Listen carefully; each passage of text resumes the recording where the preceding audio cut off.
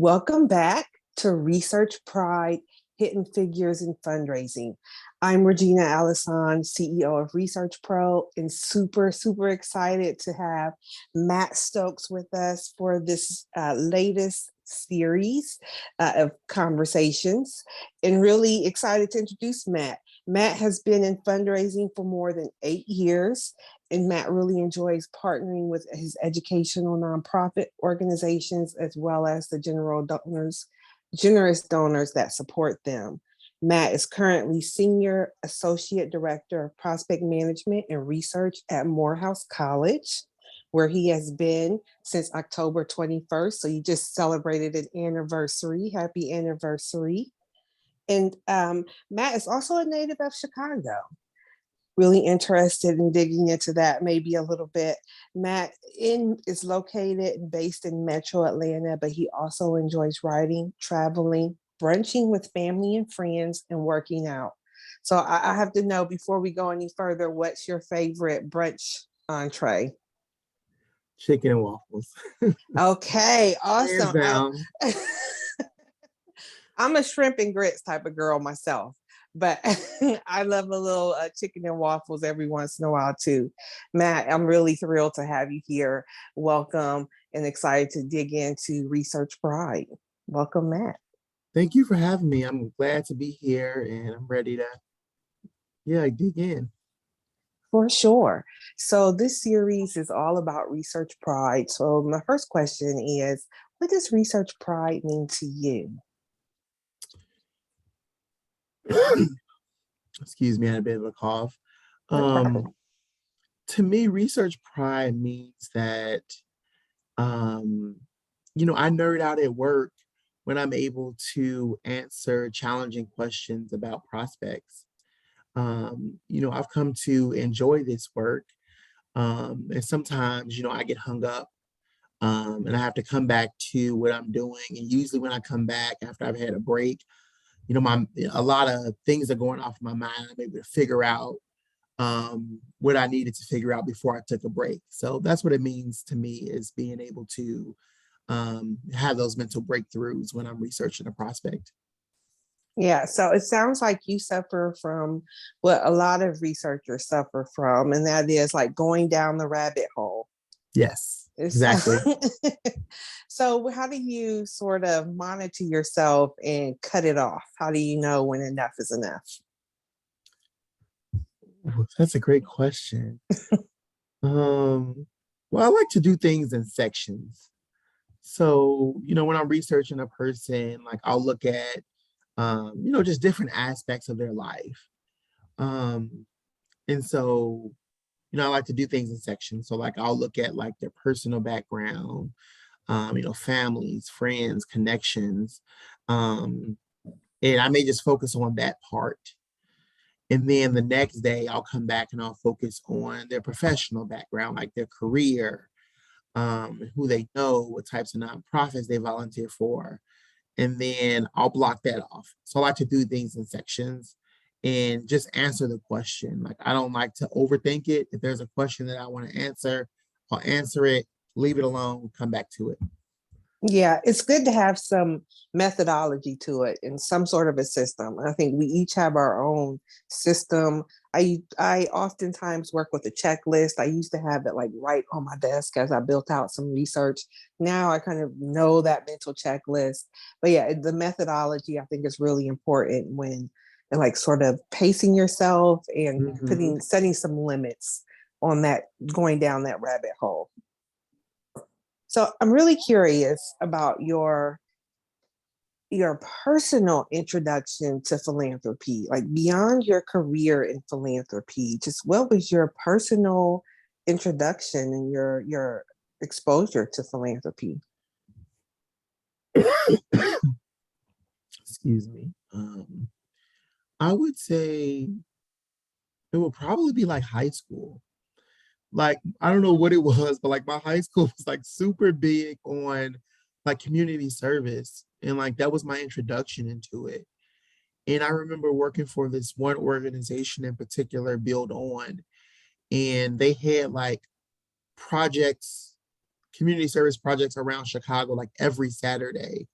And I signed up for most of those.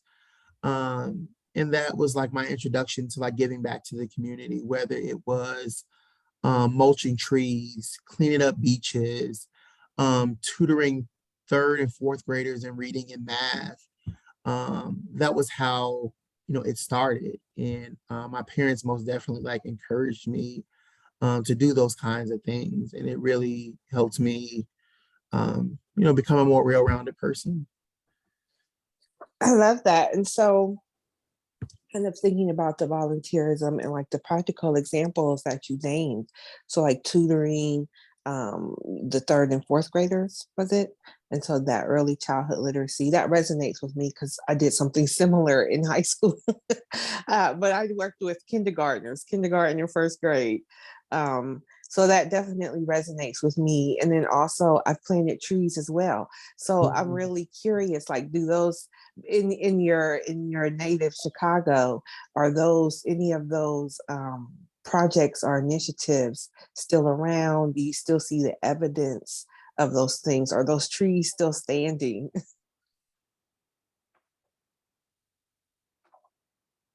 I haven't thought about that. I will say that, excuse me. I will say that the organization that I volunteered for, I think they're still doing great work, um, like in Chicago. Mhm. Um, and I think, like, since then, I've been connected to them. And it's always great to catch up with folks who are still working with the organization and to hear about the exciting things that they're doing in Chicago. So I've seen it in that way, but I Mhm. don't know if I can tell you about specific trees and how far the tutoring went. But yeah. Yeah, exactly. I get it. No, I totally get it. I sometimes I do think about the kindergartners who would now be young adults, and just wonder what they're doing or where they are. And the trees, I haven't seen that, and I don't know. I don't. They may or may not be. Who knows? So I'm also then curious about more on the professional side. Like, what was your introduction to professional fundraising? So you said you've been in fundraising just about 8 years now, or a little over 8 years, and about a year, just over a year and some weeks at Morehouse. So what was your introduction to fundraising as like a profession, a job? Yeah, so when I say like more than like 8 years, I'm Mm-hmm. talking like full time experience. My introduction happened in undergrad, when I was at Oberlin College. Excuse me. In my sophomore year, um, I had a friend who, well, let me back up. So Oberlin College has winter term projects, and it happens during like the Christmas break. You have to do 3 of the 4 years that you're at Oberlin. You have to do a project. And my sophomore year, I stayed in Oberlin and I did tutoring at the local high school. And during that time, I was looking for a way to, um, make money. So I had a friend who was working for the Oberlin Annual Fund, and she told me about it, and I said, I think I might like that. So I signed up for it, and I was a wreck. Like, I was so nervous to be on the phone with donors, like asking them for money. But I will say that the more and more I did it, I became comfortable. And at first it was about, making money to like, pay my way through winter term. But then it became about access to higher education because I quickly began to see how those donors were supporting students like me who, needed scholarships and financial aid to go to Oberlin and who was a first generation college student. So it started with being about like, okay, I need some essentials. And then it became about, hey, it became something bigger than that. So I love that. It's something about that student calling and annual fund. Like they catch us. Yeah. Yeah, they got me. And so that's fundraising overall. And now you sort of found a path, that niche path to prospect development. How did that happen? I think for the longest time, I was in um, generalist roles. Um, and I think it just came down to the fact that, I could do more than like one thing. Um, and I think, when I first started, working in fundraising out of college, like that was very exciting to me, was to be able to wear many hats and, do data entry and maybe do some individual appeal letters and do like some grant writing. Um, and I think, last year I just kind of came to terms with the fact that, hey, I just want to focus in on one of these things. And it ended up being prospect research, because I enjoy research and I enjoy like writing and I enjoy learning things about people. Um, and once I started working in prospect development, it became like a natural fit for me. It kind of felt like a place where I always needed to be, but I didn't know that when I started out in fundraising. I just kind of came to this point. So I know, prospect researchers like start out in like different ways. Like some of them like start in prospect research out the gate, but that wasn't my experience. But I think I landed in a good niche of fundraising. Yeah, I love that, because oftentimes when we, or in my experience, I've seen prospect development, the department that you sort of graduate out of and into frontline fundraising.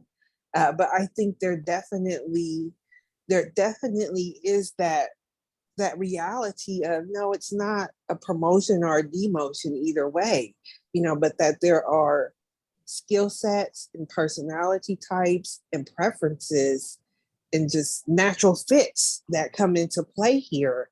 Um, and it's so I love that you had sort of these generalist experiences and then found your lane in prospect development. Yeah.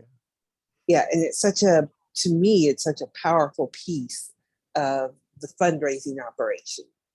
Mm-hmm. So, if you think about $100 million campaign, the most charismatic gift officer, the most charismatic CEO is only going to meet so many people. It's only going to shake so many hands, and engage with so many individuals. And that will get you so far. But then ultimately, you need all this other research, identification, moves management. You need a system, you need some process in there. So I love that. I love your progression to prospect development. So I'm curious. Let's not so much curious, but I want to get into like the impact, and because you certainly, like, you claim your lane. So I'm curious about the impact that you feel that you have in prospect development. What type of campaigns have you been engaged in? Um, So, like, what type of trees are you planting through prospect development, I guess? Well, right now, Morehouse is in the middle of a $500 million comprehensive campaign. It launched publicly in February. And I feel like I have made an impact on that campaign at Morehouse through prospect development efforts. Um, and mostly what that has looked like is, researching like our top donors and like um, staying on top of that research and like, communicating with leadership and communicating with the front line, like fundraisers, so that they have what they need to make those asks and put their best strategies forward. So that's how I feel like I make um, an impact. And so, is there like, I've never had the privilege of working for an HBCU. So I always worked for like predominantly white institutions, especially in higher ed. So I'm curious about your path to Morehouse. I'm envious. Let me say that. I'm envious first off. Like that is this researcher's dream, this fundraiser's dream to apply my skills at an HBCU. Um, so I'm curious about your path to that, or how you got there, and yeah, what that's like. Well, first I'll say that, Morehouse is a great institution. And I'm grateful to be a part of the fundraising team at Morehouse. My path to Morehouse came through a connection. Somebody that I met 2 years ago while I was still living in Kentucky. And when I moved to Atlanta last year, um, I was working for another nonprofit. And this person um, started working at Morehouse 2 years ago. And when she learned that I was living and working in Atlanta, she reached out to me about um, the opportunity that I now have to support the team. And, we met, and, we talked about it. Um, and I kind of came to the conclusion that I wanted to apply for this opportunity. And I did, and it worked out, and I'm glad that it worked out. So like that was my path to Morehouse. I had known about Morehouse, since I was in high school. And so it's like surreal to now be working at Morehouse, because it most definitely was on my list of places to go to college.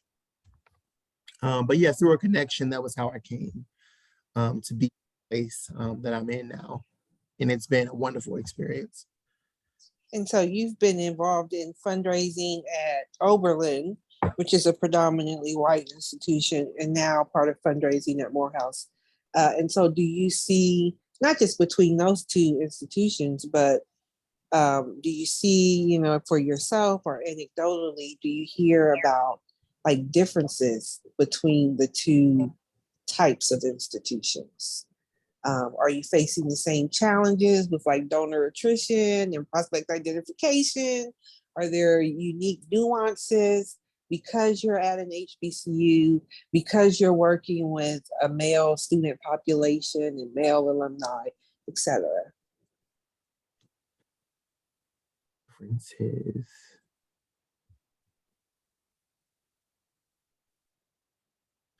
I think that there are both. There are things that both institutions like have in common, and then there are things that are different. I would say like one thing that both institutions like have in common is the fact that like sometimes it's a challenge to identify prospects outside of um, alums.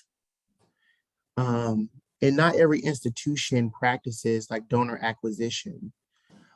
So usually when um, institutions like acquire new donors, it's through the alumni networks that they already have. And so that's one of the common things that I see between both institutions.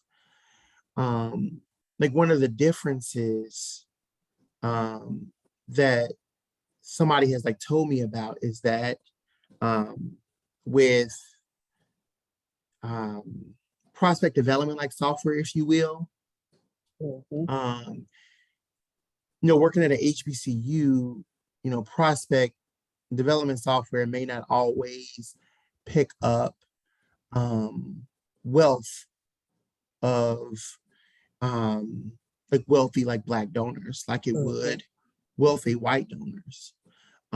So what that looks like is doing like digging, like having conversations with people, getting in front of them and like qualifying them. So I would say that is one of the differences that I've heard about, being in prospect development, if you will. Yeah, that's interesting. And so certainly you hear lots of organizations, at least right now and over the last year or so, talking about, diversifying their prospect pool. And typically these are like predominantly white organizations, um, or, historically white institutions. And, and so I totally get why they have trouble with like diversifying their prospect pools, but I never thought about it from the perspective of, okay, I'm a historically Black institution, but I still need those same research tools to do my work. Mhm. And so I just had never really, I'm so glad that you called that out because I've never thought about that from the perspective or through the lens of the historically Black institution. So do you have like iWave or Donor Search or Wealth Engine? Do you use those type of tools? We do. And when I first got to Morehouse, we had a subscription for iWave, and then we switched over to Donor Search, which, excuse me, which don't get me wrong, has been um, a helpful resource. Um, and so that's mainly what we use as a basis for like starting the research process. Okay. And so are you, so I'm curious now, like, do you, because I'm thinking about the prospecting that I do for other organizations, and we do run into those limitations because of the traditional wealth indicators, because of undervalued properties, um, all of these different things that go into that capacity rating. Uh, so I'm just now I'm starting to spin off into data geek mode. Like, well, how do you handle? How do you account for? So, are you? I'm curious. Are you developing some? Are you some sort of formalized system that works better for Morehouse that could possibly be replicated at other HBCUs? And so, and I want to call out because it sounds like you were doing, like you're doing some other level of qualification. So you're doing some more face-to-face work as part of your qualification, is what it sounded like. Yes, that's correct. Got it. Got it. And so are you, so I'm going down the rabbit hole. Are you like, do you have a series of standardized questions or any type of data points that you're capturing and then feeding back into the data system, or even building out some other sort of formulas, capacity formulas for your organization? Yeah, I think for now, we've been relying on the information that we get back from like Donor Search, um, and expanding on that. Mm-hmm. I will say that we've had a recent like leadership change. So I know under our last vice president, we were focused on exactly what you're speaking to, was like coming up with our own like algorithm Mm-hmm. for capacity and looking into like other things. But I think in doing that work, we quickly realized that we needed to bring on a data scientist.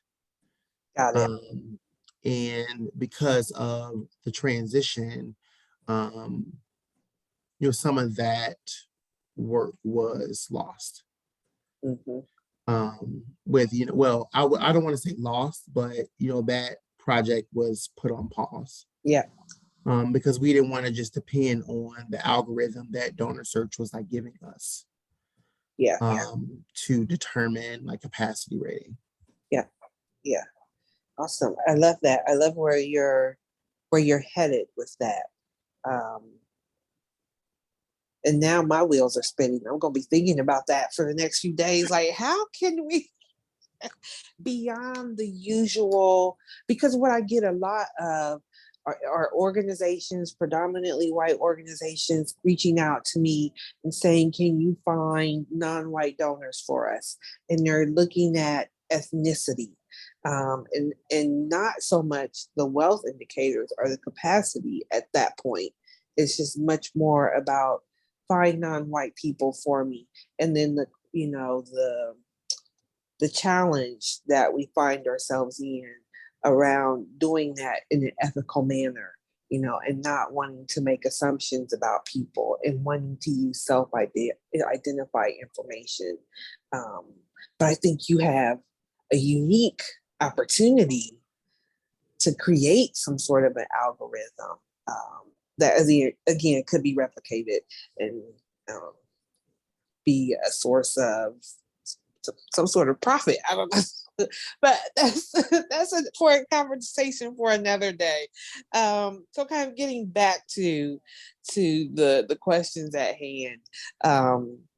It's actually kind of a good segue. So this is part of what I love about this work, being able to be strategic, being able to kind of think outside the box for organizations, especially large organizations that tend to be very traditional in the way that they operate, tend to get into habits, we do it this way because this is the way that we do it. But I find that the prospect development really gives us an opportunity to think outside the box, be creative, even though we're working with pieces of information, as it were, we can be creative. And that's rewarding for me. So I'm wondering, what do you find most rewarding about the work that you do in your current role? Most rewarding. I want to say for me, it's about being able to, work side by side with the frontline fundraiser to build, foster, and deepen a relationship with a donor who really cares about supporting Morehouse. And it's always exciting to me when, I know that a frontline fundraiser is working on a great gift opportunity with a donor. And they come up with a strategy, and research that I worked on informed that strategy, and it helped them prepare for that visit. And it helped them come up with questions, and the data points primes them to ask certain things during those conversations, and they report back to me and say, hey, remember when I asked you to do this research on this donor? Well, guess what? They're going to make X, Y, and Z gift, and I want to let you know that you were a part of making that happen, because there were things about this person I would have never known had you not done research and asked the important questions that you knew would help us, move this relationship along. So I feel like for me, that's the most exciting part, is being a part of that donor pipeline, and making, things happen for young Morehouse men. Yes, that is awesome. That's awesome. And I share that sentiment. And it sounds like you have a supportive team, an inclusive fundraising team, in that you certainly are part of the strategy and part of the success and the wins and the celebrations. So I'm wondering, how have you gotten to that point? How have you fostered that type of relationship with your gift officers and your fellow fundraisers? Um, that is not always the case when it comes to prospect research and the field officers.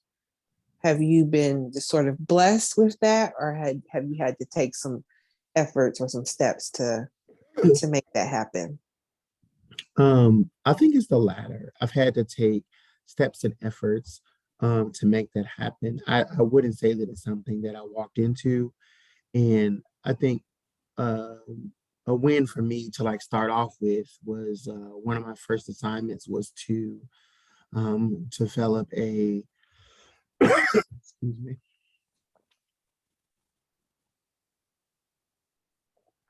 one of my first assignments was to develop a prospect development manual to help guide our prospect management and research work. Mhm. And so that involves like, doing research and like asking questions, like, what do we want to include in this manual? And talking to like prospect development professionals at other shops, and what are you doing in your shops? Like, do you have a manual? So, working with people to like bring that together, but also, keeping prospect managers in mind when writing the manual. Um, and so, you're researching it, drafting it, sharing it with them to get their input, um, and them, coming back to me and saying like, hey, like this has a lot of important information in it, and it, you know, just aligns well with the work that we do, and you can kind of see how it was written for it to be a partnership between, prospect development and major gifts and plan giving and corporations and foundation relations. Um, and so I think that was a win to start off with, was involving them in that process. Mhm. Yeah. And so you called out a couple of things, or I want to call out a couple of things from what you just shared. So the fact that like you are involved in identifying and creating and developing like the best practices for your organization, as well as like I think that's another opportunity where like it's not just the research, it's not just being nosy and looking some information up. There are some other like really critical pieces that go into play with a prospect researcher or your prospect development partner, et cetera, that are incredibly valuable to the organization. So I definitely want to call those out as we celebrate Research Pride. And so I also want to kind of dig into like the collaboration. So a lot of our work is solo. It's the you're by yourself, you're with the spreadsheet, you're in the database, you're on using some software, etc. It's a very solo um, effort. But then there are these opportunities for collaboration as well. So I'm curious for you, which do you prefer, and where do you feel like you really which one gets you going, the collaboration or the solo work, or is it some like balance of both? Um, I lean more toward like solo work, but I do appreciate opportunities to collaborate with other folks in the office, like whenever I can. Got it. Love it. Love it. So I'm curious, what would you, because you seem a lot younger than I am. And so I've certainly watched fundraising shift over the last 20 years, and most definitely prospect development, prospect research, especially the tools that are available. Like when I first started, there was no iWave, there was no donor search. Razor's Edge was kind of new. Was this thing that they were trying to convince us to buy? And like certainly no Salesforce and those types of things.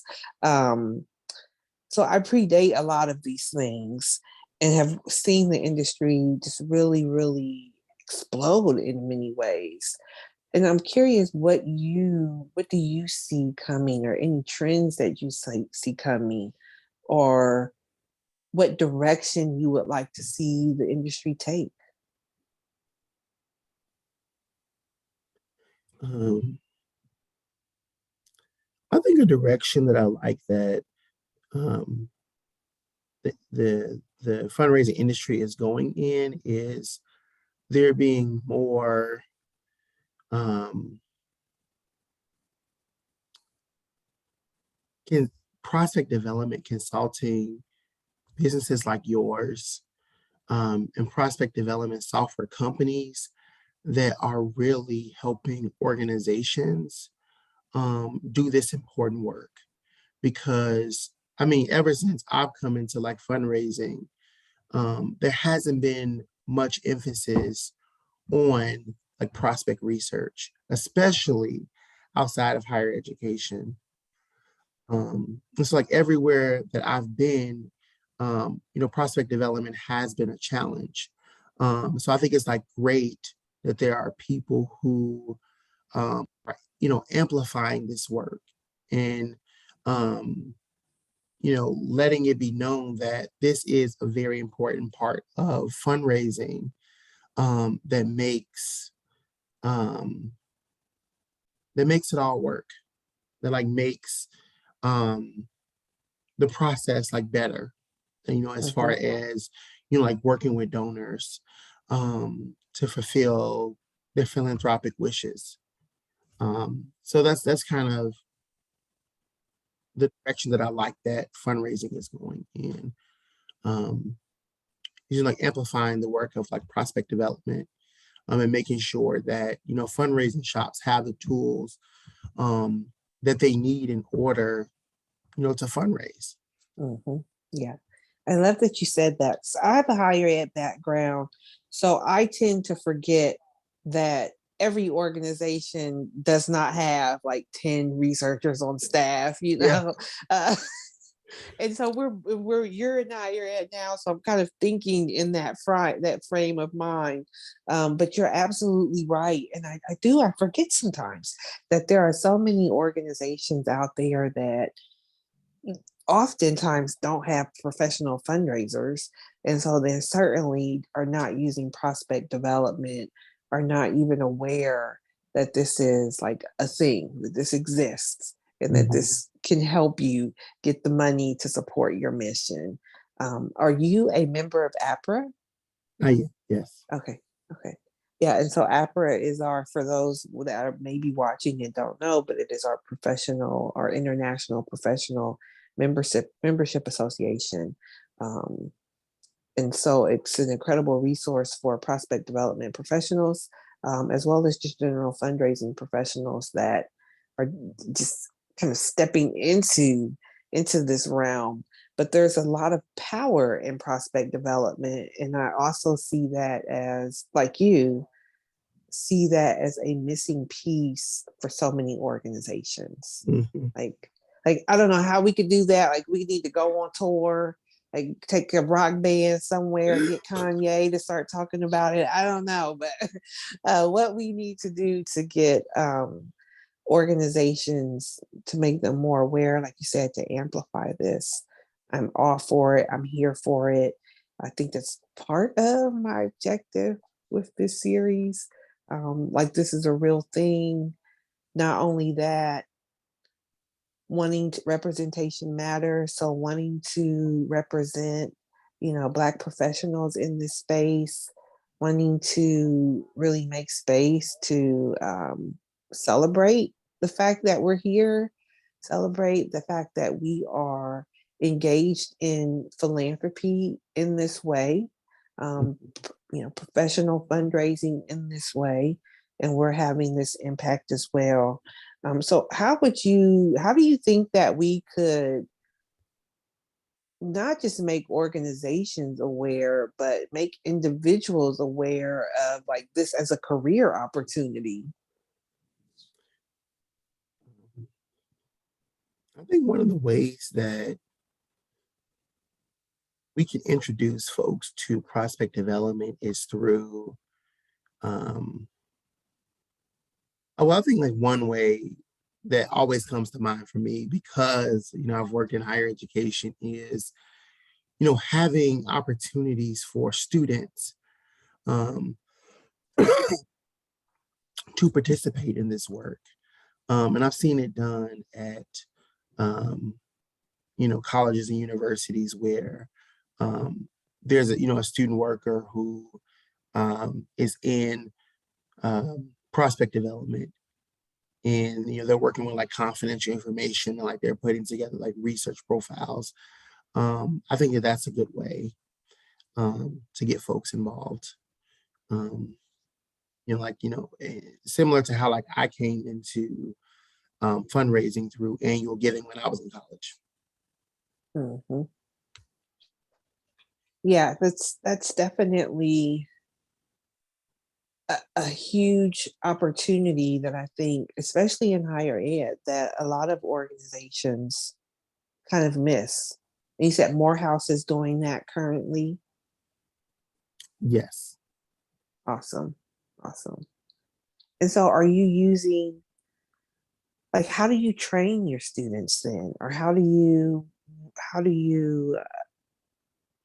well, let me back up and say, was that already in place? So did you already have like a student intern assigned to your department, like, or, that was available to you? Or did you have to like kind of push and make a case for that? I would say that my supervisor pushed and made the case for this. So, we have two students who work for us in advancement services. And so like they get to see the ins and outs of the work that we do every day to support our Office of Institutional Advancement. So me doing the prospect development piece and another coworker doing the gift administration piece, like gift processing, and then another coworker doing like the stewardship piece Mhm. and donor relations.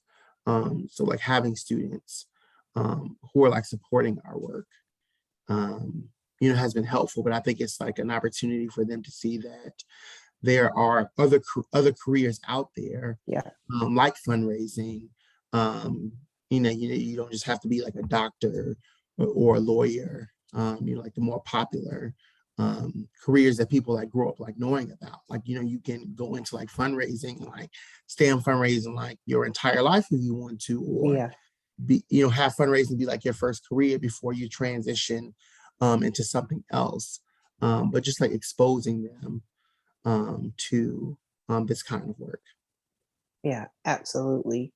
And the fact that you can stay in fundraising your entire career, have an amazing career, have get the bag, as it were, travel, there are lots of opportunities. And so, and not just those kind of perks, but the opportunity for impact and the opportunity for professional growth and leadership and collaboration if you want it, or working solo if you want it.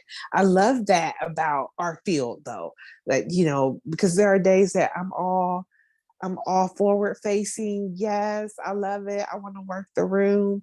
And then there are the rest of the times, the 95% of the time, it's no, I need to be by myself. I like the quiet, me and the spreadsheet. That's my jam. I'm all for that.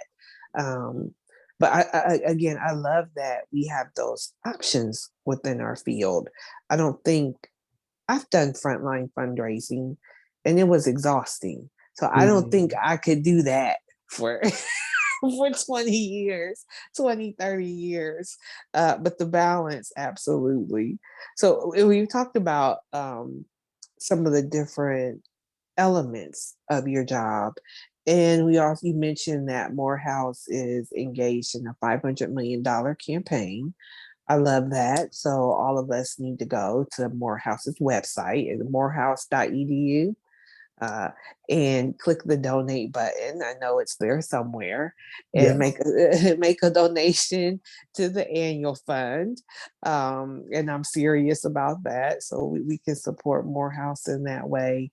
But that's a huge number, $500 million, and you play a part in that, in them reaching that goal.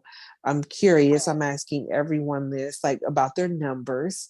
Do you have a sense of what your total identified dollars are? What do you mean, like progress that we've made thus far?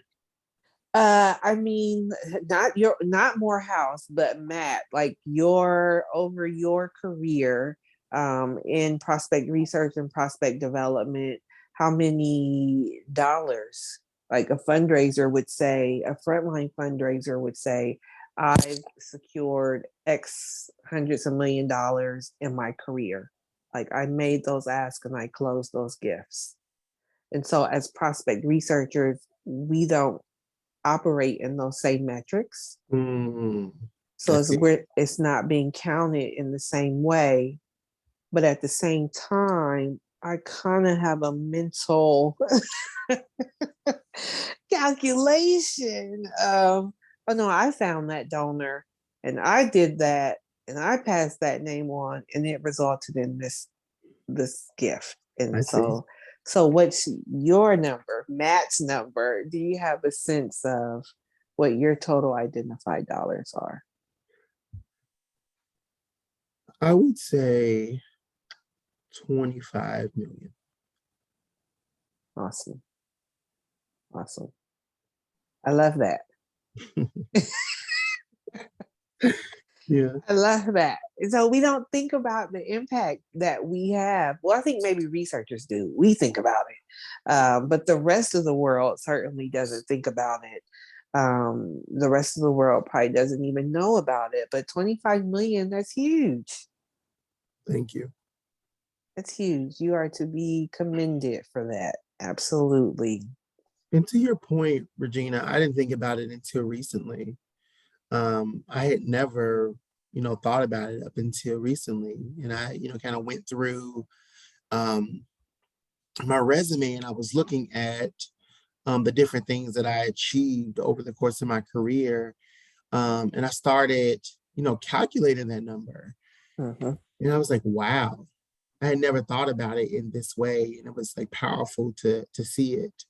Because I think oftentimes, um, you know, I just got the impression, or I get the impression that, frontline fundraising, um, is, like the highlight of fundraising.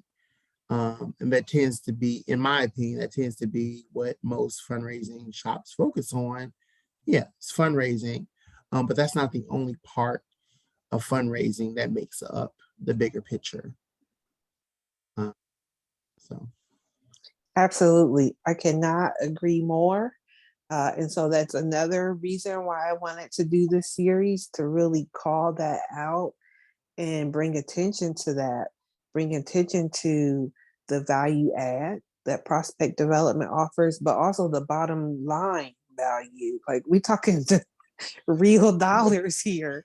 And so I think there is an opportunity for us as an industry, as fundraisers, when we talk about being more equitable and more inclusive. I serve as a board member for the local chapter of my Association of Fundraising Professionals. And we're a 10-star chapter. So that means everything we do infuses diversity, equity, and inclusion and access, you know. And so when I think about that and how we can be more equitable with amongst our colleagues mhm, and in the way that we value each other. And certainly we're talking about, this is just the culture of the way that we do our work. But I think there's an opportunity for a shift, um, an opportunity, like I said, for us to be more equitable. mhm. And I absolutely get, the thrill of closing the deal, as it were. Um, but when you think about the example that you shared, the gift officer gets to that deal because of a name that you provided, because of details that you provided that fostered that first interaction, that supported the relationship, that informed the strategy, that determined the ask amount, all of these things. And then one single person or two people, a team of 2 to 3 gift officers, maybe the president, gets the credit. Uh-huh. Like the literal credit in the system. And so I think there's an opportunity for us to do that and approach that differently and in more inclusively of the roles that everyone plays, most especially prospect development. Yes, exactly. Yeah. So, Matt, it has been an absolute pleasure I want to thank you again for participating and applaud you one more time for that 25 million, sir. That you are definitely what I would consider a hidden figure in fundraising. And I'm so thrilled to have had this conversation. Yeah, thank you, Regina. Thank you so much for having me. It's been a pleasure talking to you. And I look forward to continuing the conversation. Absolutely.